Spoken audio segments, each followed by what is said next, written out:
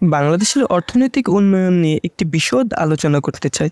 বাংলাদেশ এমন একটি দেশ যা অনেক সম্ভাবনা থাকা সত্ত্বেও এখনও সেই অনুযায়ী সফল হয়নি।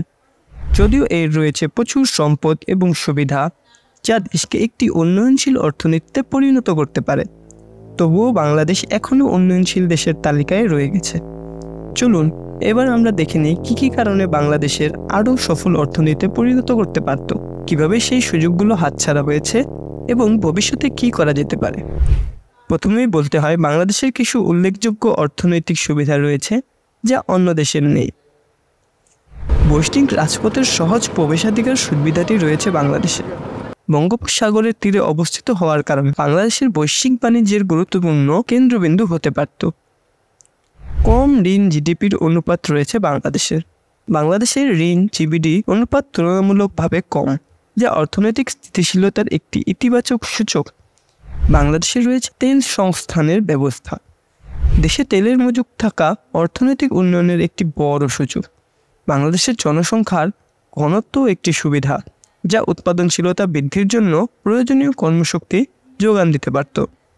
আন্তর্জাতিক বিনিয়োগকারীদের মধ্যে জনপ্রিয় এবং ব্যবসা করার ক্ষেত্রে স্বীকৃতি একটি সিস্টেম রয়েছে বাংলাদেশে।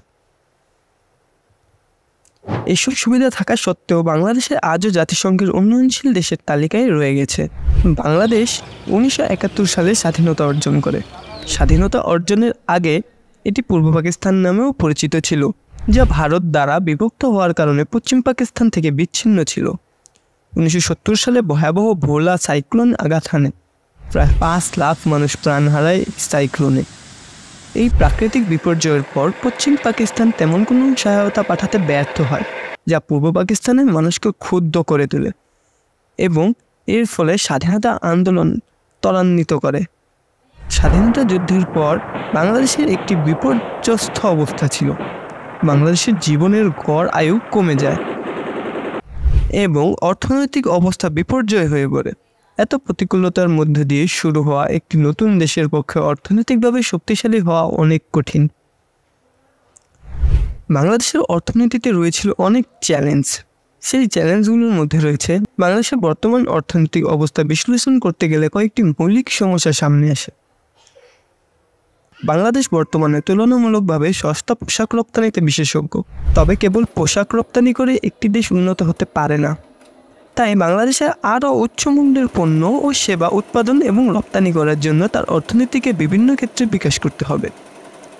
বাংলাদেশের অর্থনৈতিক ডাটা নিয়ে অনেক প্রশ্ন উঠেছে, যেমন বাংলাদেশি পরিসংখ্যান ব্যুরো BBS এবং দেশের রপ্তানি উন্নয়ন ব্যুরো EPB প্রকাশিত ডাটার মধ্যে বড় ধরনের অসামঞ্জস্য রয়েছে।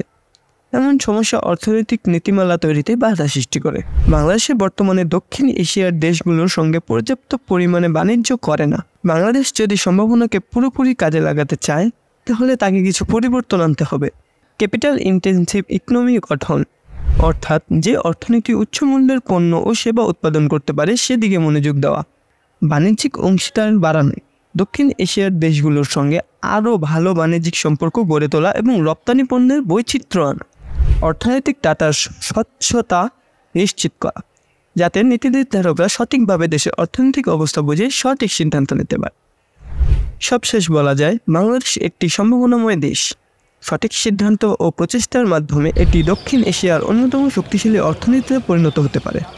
তবে যদি এইসব ক্ষেত্রে উন্নতি না হয়, তাহলে দেশের অর্থনৈতিক উন্নয়ন থমকে যেতে পারে, যেমনটা আমরা শ্রীলঙ্কার ক্ষেত্রে দেখে এসেছি।